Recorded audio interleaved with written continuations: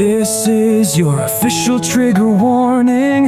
This video is critical of Elon Musk. I saw this interview when I got up this morning, and I'm sorry, but Elon I cannot trust. Hey guys, Michael J. Crawford here.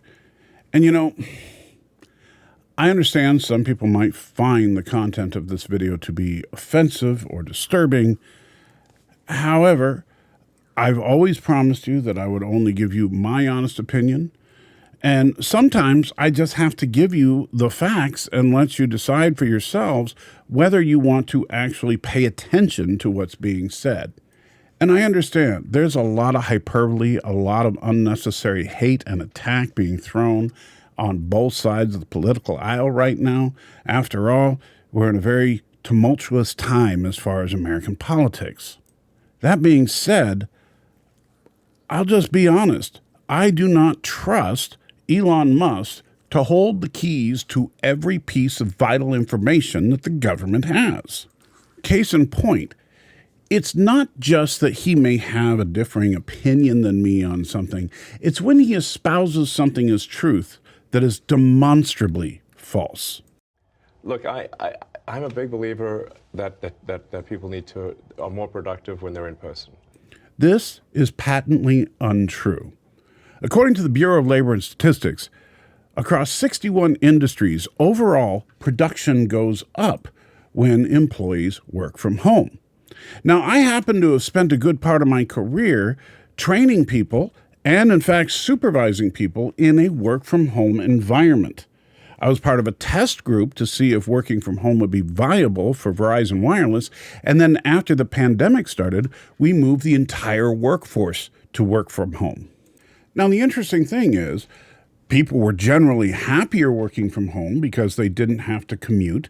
They could also use their own personal restroom, and when it was their lunchtime, they could go to their own kitchen and prepare whatever kind of food they wanted without worrying about coworkers getting in the way. There's actually an added bonus that businesses tend to save money. The larger the business, the more substantial the savings. Because if you don't have to fill an office full of people, well then, you don't need to own or maintain that office. There has been a lot of studies done on the advantages or disadvantages of remote work. Typically, remote workers are 35 to 40% more productive than those that have to report to work in an office.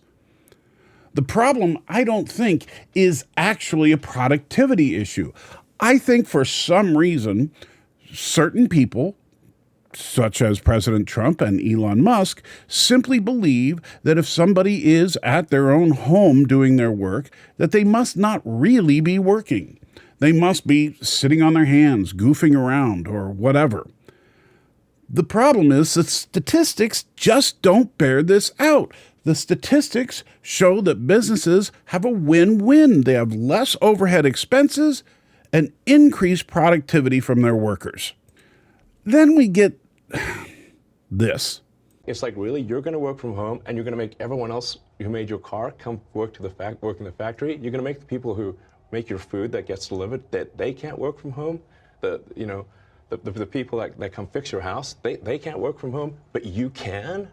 This statement by Mr. Musk commits the informal logical fallacy of false equivalence.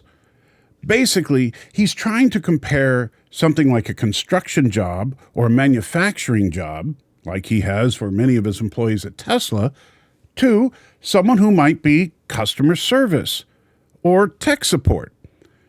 Those are two totally different types of work. Obviously, unless you want to build a full-on manufacturing plant at all of your employees' residence, it would be completely impractical for a business to try to allow their employees to build cars from home.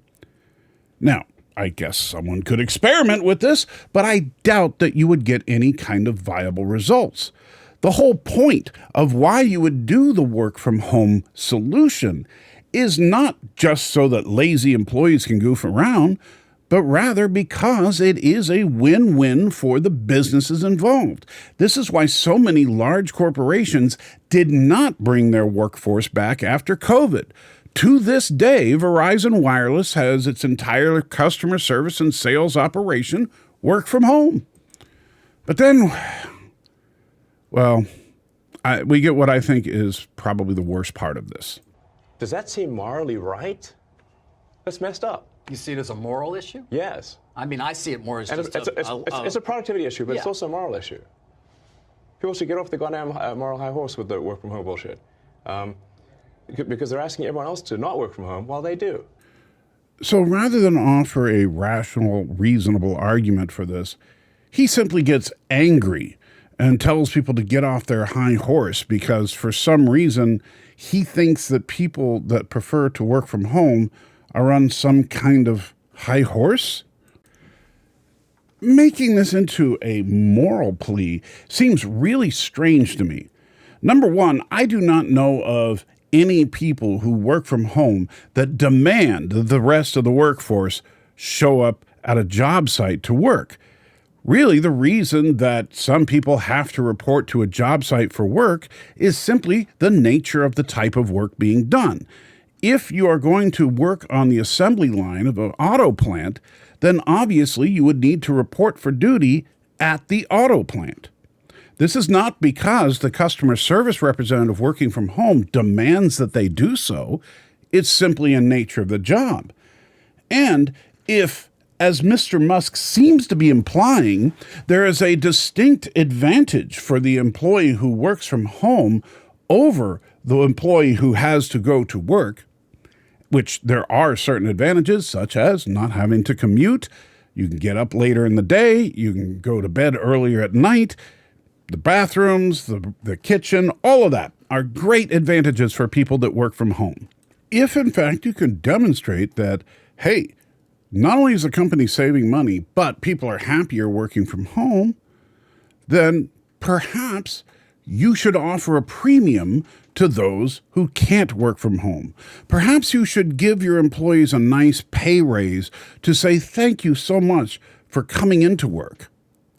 And since you seem to think that your workforce should come into work anyway, even if their job doesn't require it, maybe since you want to talk about the morality of the situation, you should pay all of your people more money to come into work because of how difficult it must be for them to report to work. The laptop class is living in la la land, okay? As I said, you can't, but look at the cars. Are people working from home here? Of course not. So the people were, building cars, servicing the cars, building houses, fixing houses, making the food, making all the things that people consume. It's messed up to assume that yes, they have to go to work, but you don't. So now Mr. Musk disparages those that work from home as the laptop class. It's clear that he feels that anybody who would want to work from home must be lazy or simply want some kind of excuse to not have to be as productive as someone who reports to work. But also notice that he lists a whole bunch of jobs, none of which would be practical to have someone work from home, and talk about how cruel and unfair it is that they have to go to work, as he says, while someone else doesn't. Well, this is what Mr. Musk fails to understand. They still work. Just because they don't travel to get to their work location, they still have to have a work location. In fact, when I was with Verizon Wireless, it was strict company policy that in order to stay in the work from home program, you had to have a specific room dedicated to use for your work, and the door must be locked and closed at all times during your shift. So yes, I did in fact go to work. It's just that my trip to work was literally just walking across the house as opposed to the extra 10 steps of getting into the car and driving to an office. But you work 7 days a week. Yes. Yeah. I actually only, in terms of actually, you say like how many days in a year do I not put in some meaningful amount of work? It's probably about 2 or 3. Right. I don't even know how to react to this because according to Musk, he's working 7 days a week all year round except for 2 or 3 days a year. Now, perhaps Mr. Musk has a different concept of work than the rest of us. For most of us, work doesn't mean playing Diablo 4 all day, posting on X all day, and fathering a dozen or so children. That doesn't seem like work to me, but maybe he counts all of that as work hours because, after all, he does post about his great achievements in Diablo on X, and since he owns X, I guess that's work-related, right? So every time he's posting about how evil the Democrats are on X, that's all good work-related stuff, right? I mean, I know that my boss would have no problem whatsoever with me sitting at my desk playing Diablo 4 and posting on X every 15 minutes. So, yeah, you're right, Elon. Everybody should have your work ethic. Now, look, I know I may have come across as a little harsh on Mr. Musk. And quite frankly, I don't know the guy, and I'm sure he's a perfectly nice guy. However, it seems to me that he is woefully ignorant as to what it's like to live the life of someone who doesn't have at least 8 or 9 zeros behind their net worth. And again, I don't fault him for being wealthy, but the way that he's judging people, ironically saying that they need to get off of their moral high horse, when in fact he's the one that's propping himself up as a stellar example of how everybody should be, well, not only does it seem a bit hypocritical, but it's not something that I want poking around every piece of sensitive information that the government has to offer. Do I want the government to be more efficient? Of course I do. Do I want the government to be successful in what it does? Yes. But I think that Elon Musk is simply the wrong man for that job.